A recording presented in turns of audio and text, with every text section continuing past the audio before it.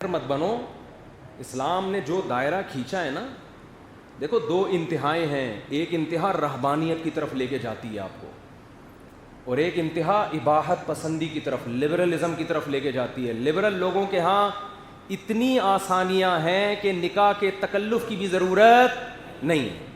ویسے وہ تقریریں کرتے ہیں کہ یہ مولانا لوگ کم عمر لڑکیوں, بعض علماء نے کی ہے نا, تو شادیاں کرتے ہیں اور یوں کرتے ہیں, خود کیا کچھ کرتے ہیں رات کی تنہائیوں میں, کتنی کتنی لڑکیوں سے دوستیاں لگاتے ہیں, اس پر ان کو کوئی اعتراض نہیں ہوتا. ایک طرف یہ لبرلزم ہے جن کی خواہشات کے دروازے چوپٹ کھول دیے, حلال و حرام کا فرق مٹا دیا. دوسری طرف وہ مذہبی جنونی طبقہ ہے جو رہبانیت کی طرف لے کے جا رہا ہے آپ کو. رہبانیت جو عیسائیوں نے وضع کی تھی کہ نہیں بھائی بس اللہ اللہ کرنا ہے بیٹھ کے, گھر پالنا, بیویاں پالنا, بچے پیدا کرنا اور ان کے لیے کمانا, یہ نہیں ہے. ملک کو ایٹمی پاور بنانا, بس اللہ پہ توکل کرو, ملک کو ایٹم بم دینے کی ضرورت بولو نہیں. نماز سے سارے کام ہو جائیں گے. اگر نماز سے آپ کی ساری حفاظتیں ہوتی تو قرآن صحابہ کو یہ حکم دیتا سورہ النساء میں کہ نماز میں بھی اسلحہ نہ اتارو, اسلحہ پہن کے نماز پڑھو. وَدَّ الَّذِينَ كَفَرُوا لَوْ تَغْفُلُونَ عَنْ أَسْلِحَتِكُمْ وَأَمْتِعَتِكُمْ, کیونکہ کافر یہ چاہتا ہے کہ تم اسلحے سے اور جنگی سامان سے غافل ہو جاؤ اور تمہیں نماز کی حالت میں دیکھ کر اچانک حملہ کر دے تم پہ. ہے بھائی, بولتے کیوں نہیں؟ قرآن تو کہہ رہے نماز بھی ایسے غافل ہو کے نہیں پڑھو کہ بم پھٹے اور سارے لیٹے ہوئے ہیں. حفاظت کا نماز کے دوران انتظام ہونا چاہیے. لوگوں کو گارڈ پہ اعتراض ہوتا ہے. ہمارے حضرت مفتی رشید احمد صاحب کے گارڈ تھا, نماز میں ممبر پہ آگے کھڑا ہو جاتا تھا, وہ ایسے ریپیٹر لے کے نا یوں یوں دے. لوگوں نے کہا یہ کون سی مسجد ہے پتہ نہیں, ان کو اللہ پہ اعتماد اور توکل نہیں. نماز میں تو ہم اللہ کی طرف مشغول ہوتے ہیں, تو کیا اللہ ہمیں بھول جائے گا؟ اللہ ریپیٹر سے ہمیں بچائے گا؟ کیا مسجدوں میں نماز کے دوران بم نہیں پھٹے؟ اور کیا صرف بم ہی پھٹتا ہے, لوگ جڑے ہوئے رہتے ہیں بم پھٹنے کے بعد؟ بھائی نماز کے دوران اللہ نے کرے بم پھٹا تو چونکہ نماز میں تھے اس لیے صرف بم پھٹے گا, نماز ہی نہیں پھٹیں گے. کبھی ایسا ہوا کہ چونکہ یہ نماز پڑھ رہے ہیں اللہ ان کو پھٹنے سے بچا لے گا؟ ابے کیا ہو گیا, کیوں سمجھ میں نہیں آ رہی بات؟ ابے تبے پہ آ جاتا ہوں میں بعض. تو ان لاجیکل باتیں دینداروں کی ایک علامت بن چکی ہے. ایک دیندار ہیں, وہ بڑے نیک آدمی ہیں, اب تو مجھے نیک لگ کے لگ جاتا ہے یہ الٹی بات کرے گا آگے سے. پتہ چل رہا ہے نیک ہے, اس کا مطلب ابھی یہ بھیکو ہے. مجھے تو ویکسین پہ ہر وقت نا ملامتیں پڑتی رہتی ہیں, جیسے پتہ نہیں میں کوئی اللہ نہ کرے یہودیوں کا ایجنٹ ہوں جو آپ کو ویکسین لگانے کا میں نے ڈاکٹروں کے کہنے پہ مشورہ دے دیا. تو وہ کہنے لگی کیا ویکسین مفتی صاحب لگا کے رکھی ہوئی ہے, اور کیا لوگوں کو بتاؤ یہ یہودیوں کی کتنی بڑی سازش ہے. ایک صاحب بیٹھے ہوئے تھے, وہ دوسرے ملک سے آئے تھے, انہوں نے کہا یہودی سب سے زیادہ خود اس سے پریشان ہے ویکسین سے, جس کی سازش ہے نا. ان لاجیکل باتیں, نہ کوئی رپورٹ ہے نہ کوئی خبر ہے. ٹھیک ہے آپ نہ مانو نہ لگواؤ, لیکن چپ کر کے بیٹھے رہو, یہ اچھا نہیں ہے. جب آپ کا پوری تحقیق نہیں ہے, دجال کا ویکسین سے اللہ کی قسم کوئی تعلق نہیں ہے. دجال آئے گا اپنے ٹائم پہ آئے گا, جو کرنا ہے وہ کرے گا. ہر چیز جو آپ کی سمجھ میں نہیں آ رہی دجال کے کھاتے میں ڈالی جا رہی ہے. کہہ رہے یہ جو پاؤڈر کے دودھ ہے نا یہ دجالی سازش ہے. میں نے کہا یار میں بھی ڈبے اور پاؤڈر کے دودھ کا بالکل قائل نہیں ہوں, بھینسوں کے دودھ کا قائل ہوں. جو نکلتا ہے وہ مینڈک بھی اس میں جاتے ہیں, آپ کو شکر کرو یہ چھان کے دیتے ہیں. حقیقت بتا, گوالے جب دودھ دیتے ہیں نا تو بھینس اتنا نہیں دیتی جتنا گوالا دے رہا ہوتا ہے.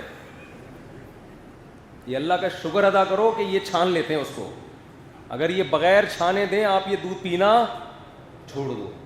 مکھی مچھر تو بہت ہلکی چیز ہے, مینڈک نکلتے ہیں اس میں سے, بہت ہلکی چیز ہے مکھی مچھر. مینڈک زیادہ ہو گئی لیکن دیکھ لینا.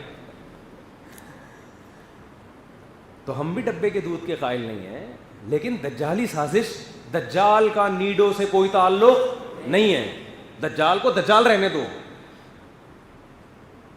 ہر نبی نے یہ حقیقت, لوگ کہتے ہیں دیکھو ہر نبی نے اپنے دجال سے ڈرایا نا اپنی قوم کو. میں نے کہا بالکل ٹھیک ہے, نبی صلی اللہ علیہ وسلم نے بھی دجال سے ڈرایا، بالکل ٹھیک ہے، دجال آئے گا، حضرت عیسیٰ قتل کریں گے، دجال جنت بھی دکھائے گا، جہنم بھی دکھائے گا، بالکل صحیح ہے، یہ باتیں صحیح حدیث سے ثابت ہیں.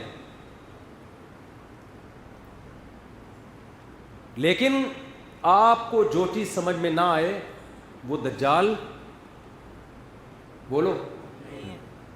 جیسے آپ کو امریکہ سے اگر دشمنی ہے، دو بندے گلی میں لڑ رہے ہیں، یہ کس کی سازش ہے؟ امریکہ کی. بھائی امریکہ کی سازشیں ہم مانتے ہیں، آپ کے گھر میں جو لڑائی ہو رہی ہے اس کا امریکہ سے کوئی تعلق، ہر چیز امریکہ کے کھاتے میں مت ڈالو. اور روحانی عامل ڈالے گا ساس کے کھاتے میں کہ تمہاری ساس نے کروایا ہے، سوکن کے کھاتے میں ڈال دے گا کہ میاں بیوی کی لڑائی لڑوائی ہے، وہ روحانی عامل اسی کھاتے میں ڈالتا ہے، حالانکہ وہ ان کا اپنی غلطی ہے، لڑ رہے ہیں آپس میں. ان لاجیکل باتیں. تو دجال کے کھاتے میں نیسلے کا پانی دجال میں ڈالا ہوا تھا، نیسلے اور یہ ایکویفینا اور یہ جو پانی آ رہے ہیں نا کمپنیوں کے، یہ ڈاکٹر آپ کو بتائیں گے یہ فائدہ مند ہے یہ نقصان دہ ہے. یہ میں بھی ڈاکٹروں سے ہی پوچھتا ہوں، اس میں دو رائے ہو سکتی ہیں، وہ کہ فائدہ مند ہے کوئی کہ نقصان دہ. میرا یہ بھی موضوع نہیں ہے ورنہ ایک نئی جنگ چھڑ جائے گی. تو لیکن میرے بھائی اس پانی کا دجال سے کسی قسم کا کوئی تعلق نہ، یہ دجال کی تیاری ہے پانی، نہ دجال سے اس کا کوئی تعلق ہے. پولیو کے قطرے دجال کے باپ کو بھی معلوم نہیں ہے.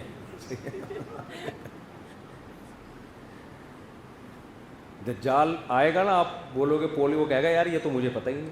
جیسے معین اختر کہتے ہیں میرے ماموں نے جب پولیس بلوائی، مالک مکان نے جب پولیس بلوائی نا، ماموں کرایہ نہیں دے رہے تھے، وہ کہہ رہے تھے کم بخت پانی کیسا آ رہا ہے تو ایک لوٹا بھر کے دکھا دے نلکے سے.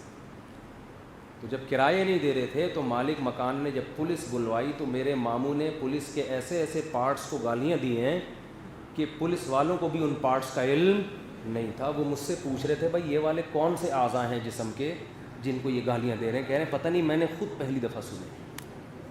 تو جیسے معین اختر کے ماموں نے پولیس والوں کے جن پارٹس کو گالیاں دی ان کا پولیس والوں کو بھی علم نہیں ہوتا. اور واقعی آج ایسے ایسے پارٹس کو گالیاں دی جا رہی ہیں جو آدمی میں ہے ہی نہیں. بعض ایسی گالیاں ایسی ایسی چیزوں کو دی جاتی ہیں جو ہے ہی نہیں. بلب کے رشتہ دار ہوتے ہیں بلب کے رشتہ داروں کو گالیاں، بلب کی نہ والدہ ہوتی ہیں نہ ہمشیرہ ہوتی ہیں. لائٹ چلی جائے تو لوگ کیا کرتے ہیں؟ بلب کے رشتہ داروں کو گالیاں دیتے ہیں نا. کیا خیال ہے بھائی؟ تو بلب کے تو کوئی رشتہ دار نہیں ہوتا لیکن بلب کے رشتہ داروں کو گالیاں. تو خیر، تو دجال جب آئے گا تو ہم اس سے پوچھیں گے یہ پولیو کے قطرے پلانا آپ کی سازش تھی؟ یہ کرونا آپ نے نکالا؟ کرونا کی ویکسین آپ نے نکالی؟ اور نیسلے کا پانی آپ کا پیدا کرتا تھا؟ کہ بھائی ان پارٹس کا تو مجھے علم نہیں. بولو، کہہ رہے یہ تو ہم نے خود پہلی دفعہ سنا ہے. کہہ رہے میں جتنا برا ہوں نا اتنا ہی رہنے دو، جتنا برا ہوں وہ میرے جہنم میں جانے کے لیے کافی ہے. دجال کہے گا اسی پہ خدا مجھے جہنم میں بھیج دے گا جو میں کر رہا ہوں، لیکن وہ جرائم میرے کھاتے میں مت ڈالو جن کا مجھے علم ہے ہی نہیں. تبھی وہ پولیس والے کہنے لگے ہوں گے نا کہ بھائی ایسے پارٹس کو گالیاں دو جو ہمیں معلوم تو ہے تاکہ ہم ان پارٹس کا دفاع کر سکیں. ایسے پارٹس کو گالیاں دے رہو جو ہے ہی نہیں تو ہم دفاع کیسے کریں اس کا؟ ان لاجیکل باتیں، ان لاجیکل کام. نماز اللہ اور بندے کے تعلق کا ایک ذریعہ ہے. نماز برائیوں سے بچاتی ہے، نماز مصیبتوں سے بچاتی ہے، لیکن مصیبت سے بچنے کے اسباب پہلے اختیار کرنے پڑیں گے، پھر نماز کے ذریعے اللہ سے تعلق قائم کرنا پڑے گا. نبی صلی اللہ علیہ وسلم نے فرمایا نماز کی حالت میں سانپ نظر آئے سانپ کو مارو. سانپ کو مارنے کے لیے نماز توڑنی پڑے گی نا، چلنا پڑے گا. آپ نے تو یہ نہیں فرمایا چونکہ نماز میں مشغول ہو سانپ کیا اژدہا بھی نظر آ جائے اللہ پہ ایمان مضبوط رکھو، تم اس وقت اللہ سے رابطے میں ہو، تمہارا سانپ کچھ بھی نہیں بگاڑ سکتا. کیا ہو گیا بھائی؟ میدان جنگ میں نماز کا طریقہ بتایا گیا کہ اے نبی جب آپ میدان میں نماز قائم کریں جماعت سے تو سارے مجاہدین آپ کے پیچھے نہ کھڑے ہوں، آدھے فرنٹ لائن پر رہیں، آدھے ایک رکعت پڑھ کے واپس چلے جائیں. وہ اپنی ایک رکعت وہاں مکمل کریں. حالانکہ یہ چل پھر رہے ہیں نماز میں, لیکن جنگ کی ضرورت کی وجہ سے اس کی اجازت دے دی گئی کہ وہ ایک رکعت وہاں مکمل کریں, پھر وہ والا فریق یہاں آئے گا, ایک رکعت نبی کے ساتھ پڑھے گا, اگلی رکعت اپنی یہاں مکمل کرے گا, تاکہ سب کو ایک امام کے پیچھے, نبی کے پیچھے جماعت نصیب ہو جائے, لیکن میدان ہاتھ سے نہ جائے. اور اس دوران قرآن کہہ رہے اسلحہ اٹھا کے نماز پڑھنی ہے تم نے. سورہ نساء. کیوں؟ ود الذین کفروا, کافر یہ چاہتے ہیں, لو تغفلون عن اسلحتکم وامتعاتکم, کہ تم اسلحہ اور اپنے جنگی سامان سے غافل ہو جاؤ, پھر تم پر یمیلون علیکم میلۃ واحدہ, ایک ہی دفعہ میں حملہ کر کے ختم کر دیں. تو اسلام نماز کے ساتھ اسباب کا بھی حکم بولو دے رہا ہے.